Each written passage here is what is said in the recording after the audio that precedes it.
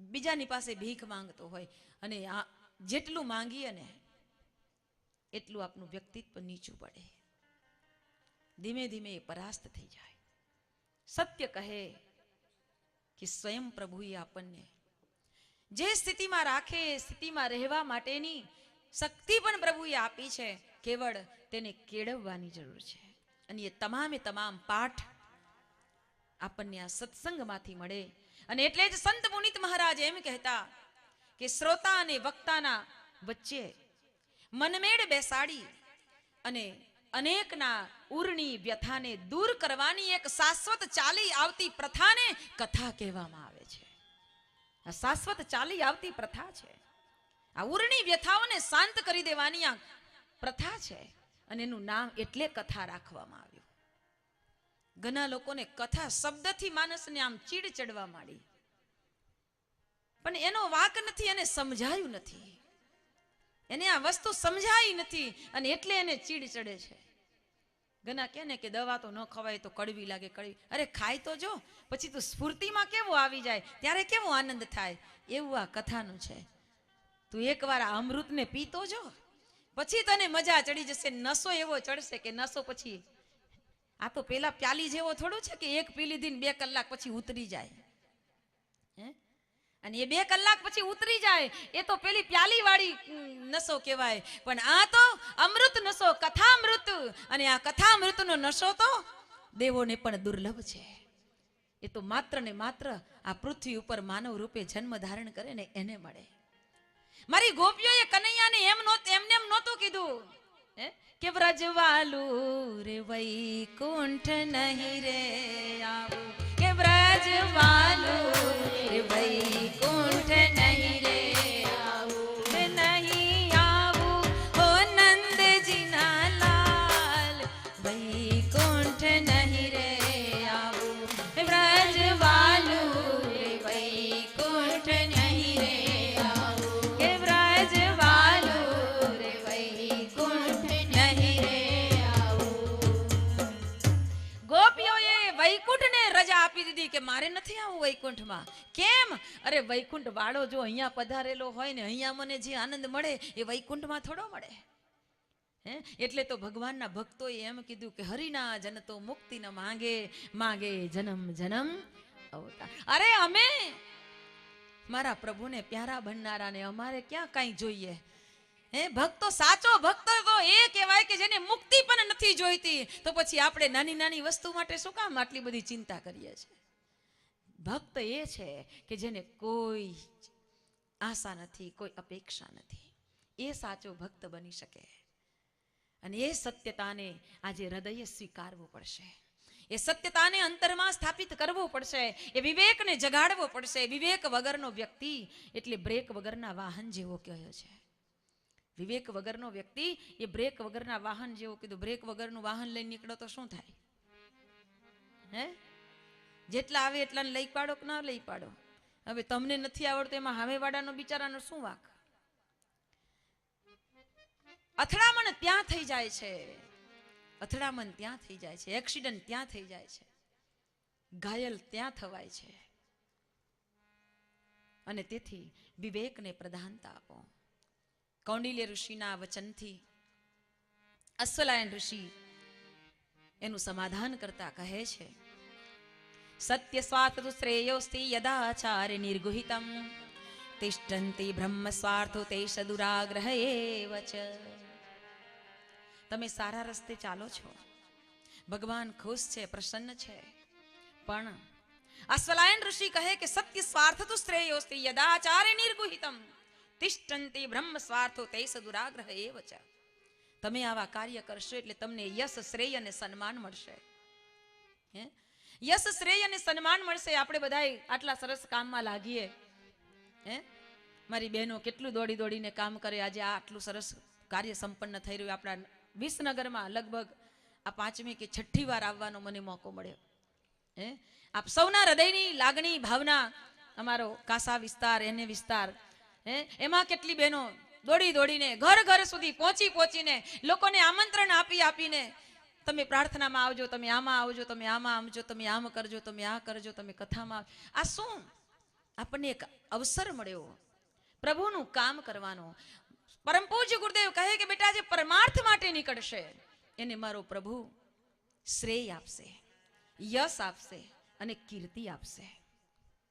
પણ જ્યારે આવા શ્રેષ્ઠ કર્મ તરફ આપણે આગળ વધીએ છીએ ને ત્યારે આપણને યશ, શ્રેય, કીર્તિ અને સન્માન તો મળે છે, પણ એને જ્યારે હજમ ન કરી શકીએ ને ત્યારે સ્થિતિ બગડે છે. એને આપણે પચાવી ન શકીએ ત્યારે સ્થિતિ બગડે છે. કોણ પચાવી ન શકે? તિષ્ઠંતી બ્રહ્મ સ્વાર્થો તે સદુરાગ્રહ એવ ચ. જ્યારે ભીતરમાં ભ્રમ થઈ જાય કે મારા જેવું કોઈ નહીં, હું આટલું કરું, હું આમ કરું, હું તેમ કરું, જ્યારે આ હું આવી જાય, એક બ્રહ્મ થઈ જાય, આપણને સ્વાર્થ જાગૃત થઈ જાય અને એ સ્વાર્થ, એ બ્રહ્મ દુરાગ્રહ જાગૃત થઈ જાય, હઠાગ્રહ જાગૃત થઈ જાય, ત્યારે આપણને મળનારા યશ, શ્રેય, કીર્તિ, સન્માન ગુરુદેવ બતાવે કે બેટા એ આપણને હજમ નથી થતા, હજમ નથી થતા. અને એને હજમ કરવા માટે માનસે ગળી જવું પડે છે, માનસે ગળી જવું પડે છે. સત્ય વાત, એક સાચું અધ્યાત્મ પરમ પૂજ્ય ગુરુદેવ આપણને બતાવવા માંગે અને તેથી અશ્વલાયન ઋષિના માધ્યમથી પરમ પૂજ્ય ગુરુદેવની એક નારી જાગૃતિ અભિયાનની માં ભગવતીના અંતરની ભાવનાઓને ઉજાગર કરતા અશ્વલાયન ઋષિના આ કથનને ખૂબ હૃદયથી ઝીણવટપૂર્વક મારા ગુરુદેવે એક માર્મિક તત્વને ધ્યાનમાં લઈને વાત સમજાવવાનો પ્રયત્ન કર્યો. તેથી આ સત્યતાને આ સંસારની પ્રત્યેક નારી પોતાના ભીતરમાં જાગૃત કરે. આ સત્યતાને સ્વીકારજો. જે દિવસે આ સત્યનો આપણે સ્વીકાર કરી લેશું તે દિવસથી આપણને ક્યારેય કોઈના માટે કોઈ ફરિયાદ નહીં રહે, કોઈ ફરિયાદ નહીં રહે. આ સત્યતાનો સ્વીકાર કરજો અને એ સત્યતાનો સ્વીકાર આ સંસારની પ્રત્યેક નારીએ કરવો પડશે. કેમ? પરમ પૂજ્ય ગુરુદેવ કહે કે નારી આ રાષ્ટ્રનું, આ સંસારનું મૂળ છે, મૂળ. નારી આ સંસારનું મૂળ કહેવાયું અને તેથી નારી શક્તિ જાગૃત બને, પોતાનામાં ઊંચા આદર્શો અને ઊંચા સિદ્ધાંતો સાથે આ જીવનમાં કંઈક સારી બાબતોને ભીતરમાં ઉતારી લઈ અને એક સાચા માનવતાના પાઠ આપના બાળકોને પઢાવવા માટેની તૈયારી કરે. અને તેથી જ પરમ પૂજ્ય ગુરુદેવ કહે કે નારી આ સંસારની ધરી કહેવાય છે, કારણ કે નારી થકી નર નીપજે. આ સંસારને ભરવાનું કામ, આ સૃષ્ટિની અંદર આવનારા માનવોના ભીતરની અંદર સંસ્કાર ભરવાનું કામ એ રાષ્ટ્રની નારી કરી શકશે. અને એમાંય ભારત વર્ષની નારી કે જેને એ કહેવામાં આવ્યું કે તું દેવભૂમિનું તત્વ છો, દેવભૂમિનું તત્વ છો. ભગવાને આપણને નારી સ્વરૂપે જન્મ આપ્યો હોય તો આપની બેવડી ફરજ બની જાય. નારી સ્વરૂપે જન્મ આપ્યો હોય તો આપની બેવડી ફરજ બની જાય અને એ બેવડી ફરજને નિભાવવા માટે આજની તમામ નારી વર્ગને માતા ભગવતી દેવીએ આવાહન કર્યું છે, માતાજીએ આવાહન કર્યું છે. આમ તો કહેવાયું કે નારી તારા નવલા રૂપ. નારીને નવદુર્ગા કહેવામાં આવી. નવદુર્ગાના રૂપે, માતૃશક્તિના રૂપે નવ નવ દિવ્ય ચૈતન્ય શક્તિ એ નારીની અંદર ભરેલી છે. અને એટલે તમે જુઓ કે જેટલા પણ ગુણો છે એ ગુણોના નામ એ નારી પ્રધાન છે. શ્રદ્ધા, ધીરજ, લાગણી, ભાવના, સહનશીલતા, આ બધા નારી પ્રધાન નામ છે. અને સૌથી વધારેમાં વધારે એ ગુણો પ્રભુએ નારી શક્તિમાં ભર્યા છે. તેથી જ કદાચ મનુસ્મૃતિ નારીની વાતને યાદ કરતા કહે, કાર્યેસુ મંત્રી કર્મેસુ દાસી, કાર્યેસુ મંત્રી કર્મેસુ દાસી,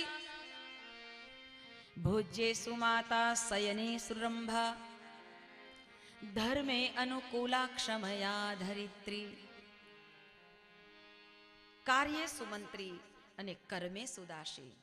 આ રાષ્ટ્રની નારીએ પોતાના ભીતરની અંદર કયા ગુણોને કેળવવા, મનુસ્મૃતિના આ વાતને, આ શ્લોકને મનુ મહારાજે સંસારની પ્રત્યેક નારીઓને ખૂબ સુંદર બોધ આપ્યો. કાર્ય સુમંત્રી, કર્મ કરવામાં હે નારી તું એક મંત્રી જેવી રહેજે, મંત્રી જેવી બની જાજે કાર્ય કરવામાં. તમે કહેશો કે મંત્રી જેવા ક્યાં બનીએ, મંત્રણા કરવાની ફાવે અમને, જે કાંઈ મંત્રણા કરવાની હોય એ ફાવે, પણ મંત્રી જેવું બનાય? ઘણા બહેનો મંત્રી જેવું કામ કરે છે ને. અરે આપણા ગુજરાતના મંત્રી બની ગયા, બેન જ બની ગયા કે ન બની ગયા? આજે કોઈ પણ સીટો ઉપર તમે રાજકીય ક્ષેત્રમાં જુઓ તો કેટલી બધી જગ્યાએ આપણી બહેનો બેઠી છે, બહેનો બેઠી છે, મંત્રીના સ્થાન ઉપર બેસી ગઈ બહેનો. આ લખાયું છે મનુસ્મૃતિમાં, યુગો પહેલાની આ વાત છે. કાર્ય સુમંત્રી, અને આ કલિયુગમાં એ સાર્થક થઈ ગયું કે મંત્રીના પદ ઉપર બહેનો બેસી ગઈ. બેઠી કે ન બેઠી? એ એક રાજસત્તાને, એક મોટી સત્તાને સંભાળવા માટે બહેનો બેઠી. પણ ઘરની અંદર તો આપણે જ મંત્રી હોઈએ ને. ઘરમાં તો આપણે મંત્રી હોવું જોઈએ ને. મંત્રી પદ, મનુસ્મૃતિ, મનુ મહારાજ કહે કાર્ય સુમંત્રી, કર્મ કરવામાં મંત્રી જેવી બની જાજે.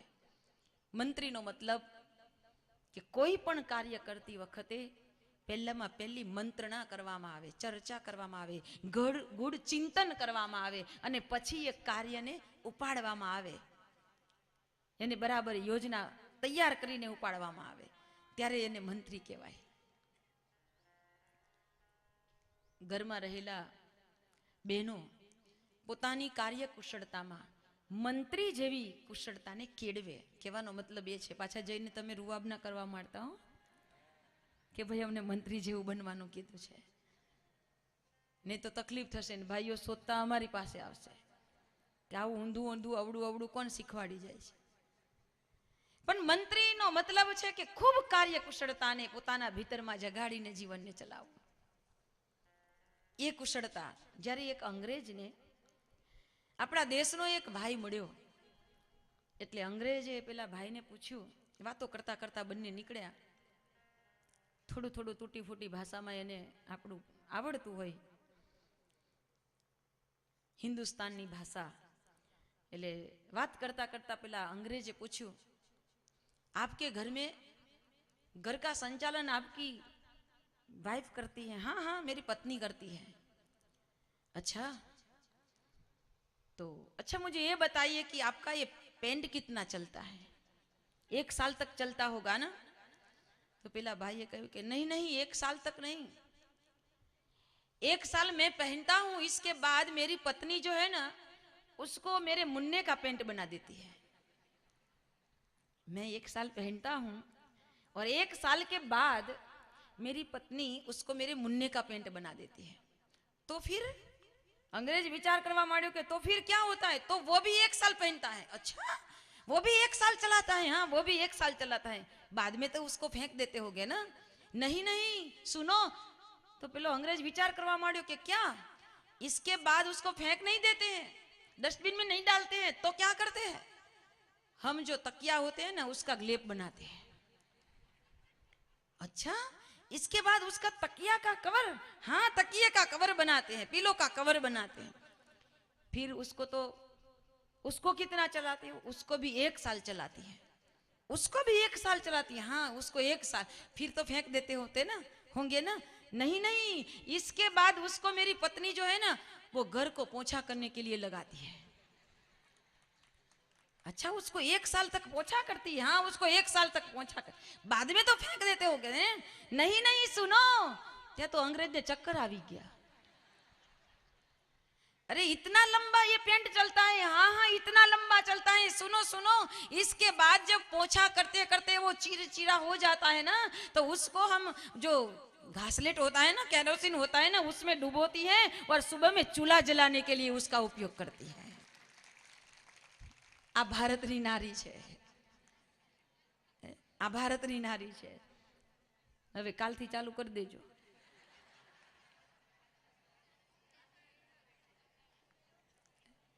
કાર્યેષુ મંત્રી કર્મેષુ દાસી. કાર્ય કરવામાં એટલી કુશળ બનીને રહે, એટલી કુશળ બનીને રહે કે ત્યારે કોઈ પણ કામને આડું અવળું ન થવા દે, કોઈ પણ કાર્ય આડું અવળું ન થવા દે. હંમેશા સમજદારીથી મંત્રણા કરીને આયોજન પૂર્વક એ કાર્યને સફળ કરે. એ આ સંસારની નારીના ગુણોનો એક આગવો અનુભવ બતાવે. કાર્યેષુ મંત્રી કર્મેષુ દાસી. કર્મ કરવામાં દાસી જેવી હોય, ઘરના કામ કરવામાં એને ક્યારેય શરમ ન લાગે. એ દાસીની જેમ ઘરના કામને ફટાફટ આડોપી રહેતી હોય અને બધાય કામની અંદર ફર્સ્ટ ક્લાસ રીતે પહોંચી જતી હોય. કાર્યેષુ મંત્રી કર્મેષુ દાસી. કર્મ કરવામાં દાસીની ભૂમિકા ભજવી દે. ક્યારેય એને કોઈ પણ ઘરનું કોઈ પણ કાર્ય હોય એને ક્યારેય નાનું કામ પણ એવું ન લાગે, એને એવો અહેસાસ ન થાય કે આ કામ કાંઈ હું કરું. આજે ઘણી બધી એવી યુવાન દીકરીઓ છે જેને ઘરના કામ કરવાના આવે તો એના મનને એમ થઈ જાય કે આવા બધા કામ હું થોડી કરી શકું. અને આજે ભણતર વધ્યું પણ ગણતર ઘટવા માંડ્યું. ભણી ગણીને ઘણી દીકરીઓ સારામાં સારી રીતે ડિગ્રી સર્ટી બહુ સારા લઈ તો લીધા, પણ ભણવામાં આગળ વધેલી દીકરીઓ આજે ઘરના કામની અંદર પાછળ પડવા માંડી. ઘરના કામને જોઈએ એ રીતે એ સંભાળી શકતી નથી. અને ઘણી જગ્યાએ તો એમ પણ કહેવામાં આવે કે હું કાંઈ ઘરનું કામ કરવા વાળી કામવાળી થોડી છું, તો હું આ બધું કરું. ન એને કચરો કાઢવાનું ગમે, ન એને પોતા કરવાનું ગમે, ન ઘરની સફાઈ કરવાનું ગમે. માત્ર શાંતિથી સવારે ઉઠવાનું આરામથી, અને પછી આરામથી તૈયાર થવાનું. એ પોતાને જ સમયસર ન સાચવી શકે તો એ પછી બીજી સેવા તો શું કરી શકે. ભાઈ પરણીને આવ્યા, બહુ સારી લાડી લઈ આવ્યા, અને લાડી લઈ આવ્યા એટલે ઘરમાં તો આનંદ થાય. ઘરમાં બિચારી માં એકલી અને બેન તો આહા બહુ મોટા ઘરમાંથી આવ્યા હતા એટલે નિરાતે 8 વાગે 9 વાગે 10 વાગે ઉઠે. સાસુમાએ ત્યાં સુધી બધું તૈયાર કરી દીધું હોય, રેડી થઈ ગયું હોય. ઘણી સાસુઓ મારી પાસે આવીને ફરિયાદ કરે છે કે કશું કહેતા જજો ને. મેં કહ્યું કે જો અમારાથી એવું કાંઈ કોઈને પર્સનલી કહેવાય નહીં. ગુરુદેવ જ્યારે પ્રેરણા કરે ત્યારે એની જે વાતો છે એમાંથી અમારે બધાને બોધ આપવાનો હોય. અમે તો બોધ ન આપી શકીએ. એની જે પ્રેરણા છે એ પ્રેરણાને બધા સુધી અમારે તો પહોંચાડવાની હોય. ઘણા બહેનો એમ કે હું ચા તૈયાર રાખું ને ત્યારે એ ઉઠે. હું એને ઉઠાડું તો એમ કે મમ્મી ચા બનાવી દો ને પછી ઉઠું છું. તો મારે કહેવું પડ્યું કે એને સારી ભગવાનની ભક્તિ કરી હશે એટલે આવા સારા સાસુ મળ્યા કે ચા રેડી રાખે. તમે કાંઈ ભક્તિ વધારો કે તમે કાંઈ એવું સારું કરો કે તમને બહુ સારા મળે. હવે મોડા ઉઠે. માજીએ ચા તૈયાર કરી હોય એટલે આમ ડાઇનિંગ ટેબલ ઉપર બેઠા ચા પીવે ને છાપું વાંચે. પેલા દીકરાને એમ કે મારી માને ઉઠીને આટલું બધું કામ કરવું પડે ને આને તો કાંઈ ખબર જ નથી પડતી. એને 2-3 વખત ધીમે રહીને સમજાવવાનો પ્રયત્ન કર્યો કે તને કાંઈ ખબર પડે, તું વહેલા તો ઉઠ, આ ઘરના કામ તારે કરવાના હોય, હવે થોડા મારી માને કરવાના હોય. તો કે હા પણ હું ઉઠી જ નથી શકતી, મને આ ટેવ જ નથી વહેલા ઉઠવાની, એટલે હું ન ઉઠી શકું. અને ન ઉઠી શકું તો ન ઉઠે. અને એને કેટલી વાર કહે પણ ન સમજે ને. એક દિવસ પેલા ભાઈને થયું કે આજે તો હું રજા લઈને ઘરે રહું અને એને સમજાવું, કાંઈક કરીને સમજાવું. એટલે ભાઈ તો રજા રાખીને ઘરે રહ્યા. પેલા બેન ઉઠ્યા 9 વાગે, જરા ફ્રેશ થઈને બહાર નીકળ્યા. મમ્મી ચા તૈયાર છે? હા બેટા ચા તૈયાર છે. અને ચાનો મોટો મગ ભરી, પેપર લઈ, છાપું લઈ અને સોફામાં બેઠા ચાનો ઘૂંટડો ભરતા જાય ને છાપું વાંચતા જાય. અને ત્યારે પેલા મમ્મી કચરો કાઢે એટલે પેલો છાપું વાંચે ને ધીમે રહીને પેલી બાજુ જુએ ને મા બાજુ જુએ, પેલી બાજુ જુએ ને મા બાજુ જુએ. તને દેખાય છે મારી માં કચરો કાઢે છે? ઉઠ. પણ એને કાંઈ સમજણ પડે નહીં. અને છેવટે પેલાથી રેવાયું નહીં એટલે છાપું નીચે મૂક્યું, ઊભો થયો અને માને કે લાવ માં હું કચરો કાઢું, હું હોઉં ને તારે કચરો કાઢવાનો, આવું સારું ન લાગે, લાવ હું કાઢું. એમ માની સાથે લડતો જાય અને પેલીની બાજુ જોતો જાય કે હમણાં ઊભી થઈને આવશે. આમ વારે ઘડીએ જોવે કે હમણાં ઉઠે હમણાં ઉઠે હમણાં ઉઠે, પણ છેવટે ન ઉઠી તે ન ઉઠીને છેવટે જરાક વધારે વાદ થયો ને એટલે છાપું નીચે મૂકીને ઉઠી. શું કામ લડો છો? તો કે અમારી માં કચરો કાઢે સારું લાગતું હશે એટલે હું માને કહું છું કે લાવ હું કાઢું. તો કે અલ્યા પણ એમાં લડો છો શું? વારા કાઢી નાખો ને.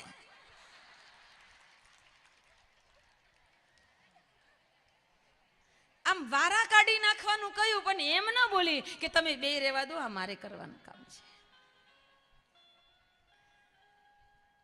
સમજણની ઉણપ, વિવેકનો અભાવ. વિવેકનો અભાવ એ આપની બધી શાંતિને છીનવી લે. વિવેકનો અભાવ એ આપના બધા સુખને છીનવી લે. માટે વિવેકને હાજર રાખો. હંમેશા સ્ત્રીઓની જે જવાબદારી, નારીની જવાબદારી, માતૃશક્તિની જે જવાબદારી છે એને ખૂબ પૂર્ણતઃ નિભાવો. કાર્યેસુ મંત્રી કર્મેસુ દાસી ભોજ્યેસુ માતા. ઘરમાં ભોજન બનાવવાનું કામ માનું છે. માએ જ પોતાના હાથે ભોજન બનાવવું ને ઘરના લોકોને જમાડવા એ માની જવાબદારી છે. પણ અત્યાર સુધીની માએ તો કદાચ પોતાની બધી જવાબદારી નિભાવી, પણ હવે પછીની માનું કાંઈ કહેવાય. આ તમે બધા અનુભવ બોલતા લાગે છે. હવેની માનું કાંઈ કહેવાય નહીં. કેમ? તો કે કરવાનું ગમે નહીં કામ. કોઈ દિવસ કાંઈ જમવા રસોઈ બનાવી ન હોય અને એ તો બધું થાય કરીને ચાલ્યા. ઘરમાં માને રાખ્યા ન હોય, થોડો ટાઈમ થયો નથી, ગોદો માર્યો નથી, મને તારી માને ફાવે. માને બિચારીને એમ કે એના કરતા ભાઈ તમે તમારી રીતે ઘર જુદું જ વસાવો ને શાંતિથી રહ્યો, અમને રહેવા દો. અને એમ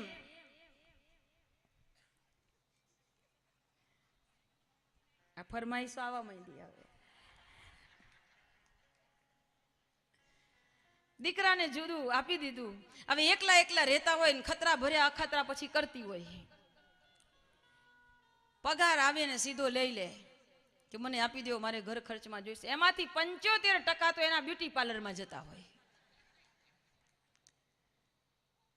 25% બચે એમાંથી આ નવું લઈ આવે ને પેલું નવું લઈ આવે ને એમાં બધું પૂરું કરી નાખે. હજી તો કાંઈ મહિનો પૂરો ન થાય ત્યાં તો તળિયા ઝાટક થઈ જાય. અને ખતરા ભર્યા અખતરા કરતી હોય, કાંઈ આવડે નહીં. અને પૂછે પાછી શું ખાશો તમે? પેલા ભાઈ કે રોટલીનું શાક બનાવી દે. તો કે લોટ ક્યાં છે? તો પછી કે તો પછી ખીચડી બનાવી દે. પણ કુકરની વિસલ ક્યાં છે? પેલો ભાઈ બિચારો નોકરીથી આવ્યો હોય, થાકી ગયો હોય અને આવા બધા ઊંધા અલટા સુલટા પ્રશ્નો પૂછતી હોય એટલે પેલા ભાઈને કહેવું પડે તો પછી રહેવા દે ને, ચાલ આપણે બહાર ખાઈ આવીએ. તો કે હું એમ જ કહું છું. પણ એ જાતે ન બોલે કે આપણે બહાર જઈએ, પણ પેલાને મોઢે બોલાવડાવે કે હું તમને એમ જ કહું છું ચાલો બહાર જઈએ. આમ 25 દિવસ તો બહાર ખવડાવતી હોય અને 5 દિવસ ઘરે બનાવતી હોય. એમાં ખતરા ભર્યા અખતરા કરે કે આજે તમને સરસ મજાનો શીરો ખવડાવું. અને શીરો બનાવવા બેસે પેલી રેસીપીની બુક લઈ અને માત્રામાં વધઘટ થઈ જાય અને પેલું પાણી નાખવાને બદલે આખો લોટો ભરીને ઢમકારી દે. તો શીરો ખાવા જેવો ન રહે, પીવા જેવો બનાવી દે કે હવે તમે શીરો પીવો, ખવાય નહીં. આવા અખતરા કરતી હોય. અને એટલે ઘર પરિવારની સામ્યતાને કેળવવા માટે સર્વ ગુણ સંપન્ન, મતલબ કે તમામ ગુણોથી વ્યક્તિત્વના વિકાસમાં નારી શક્તિને પ્રધાનતા આપવામાં આવી કે તારામાં આવા ગુણ તો જરૂર હોવા જોઈએ. માના હાથનું ભોજન એટલે એનામાં જે મીઠાશ હોય ને, માના હાથના ભોજનમાં જે મીઠાશ હોય એ દુનિયાની ગમે તેટલી મોટી 5 સ્ટાર હોટલમાં બેસીને ખાવ તો એમાં તમને એ સ્વાદ મળશે નહીં. અને તેથી જ માના હાથનું ભોજન એ બહુ મહત્વનું છે. પણ એ માં ઘરમાં હોય તો થાય. આજકાલની દીકરીઓને માં ઘરમાં હોય એ ગમે નહીં. માં ઘરમાં હોય એ ગમે નહીં. અને થોડો સમય થયો નથી અને માને બિચારીની સાથે લડાઈ ઝઘડા કર્યા કરે એટલે બિચારીને પછી એકલા રહેવું પડે. એવા હતા સાસુમાં કાશીબા. અહીં હોય તો માફ કરજો. સાસુમાનું નામ કાશી ને એના ઘરમાં વહુ આવી રાશિ. એટલે પાછા વહુને ના એ કરવા માંડતા, ગોદા ના મારતા હોય. એકનો એક દીકરો, નાનો દીકરો હતો ત્યારથી માથેથી છત્ર ખસી ગયું. દીકરાને પાડી પોસીને પેટે પાટા બાંધીને ખેતરોમાં કામ કરી કરીને પોતાની જે જમીન હતી એને સાચવી રાખી માએ દીકરાને મોટો કર્યો. અને મોટો થયા પછી માને દીકરાની ચિંતા તો થાય ને, પરણાવ્યો, સારા ઘરે પરણાવ્યો. સરસ વાડી છે, ગાડી છે, બધુંય છે. દીકરો પરણીને આવ્યો. ભાઈનું નામ હતું સુરેશ. સુરેશ ડાયો ને રાખે ભેંસને ગાયો. અને એટલું બધું સરસ બધું ચાલે કામકાજ. પણ પેલી પત્ની તો આવી, વહુ તો આવી, પણ વહુએ કહ્યું કે આ તમારી માં સાથે મને બહુ બનશે. દરરોજ માની સાથે ઝઘડા કરે. એટલે એક દિવસ માએ પોતાના દીકરાને કહ્યું કે બેટા તું મને પેલી બાપડી બહાર નાની સરસ રૂમ છે ને, હું એમાં રહીશ, તમે અહીંયા રહો. તો કે ના માં, મને ખબર છે કે તે અમને કેવી રીતે મોટા કર્યા છે, હું તને અહીંયાથી ન જવા દઉં. પણ માએ કહ્યું કે હું શાંતિથી હવે ભગવાનનું ભજન કરું, તમે તમારી રીતે તમારું ઘર ચલાવો. માએ જીદ કરી એટલે મા એકલા રહેવા માંડ્યા. આ બાજુ થોડો સમય થયો અને વહુનું નામ હતું સુધા. સુધાને ત્યાં વલોણું થયું. અને વલોણું થયું એટલે સાસુ માએ જોયું, માડીએ જોયું કે મારી સુધાએ આજે વલોણું કર્યું છે, લાવને છાશ લઈ આવું. એટલે માં છાશ લેવા ગયા. સુધા ક્યાં ગઈ, મને થોડીક છાશ આપ. એટલે સુધા કે ઓ આ તો ડોસી પરકી, આ તો એને આજે છાશ આપીશ તો દરરોજ લેવા આવશે. એટલે કંઈક તો મારે આઈડિયા કરવું પડશે. અને એમ કરીને સુધાએ વિચાર કર્યો કે હવે કંઈક એવું કરું કે બીજી વાર માડી અહીંયા આવે જ નહીં.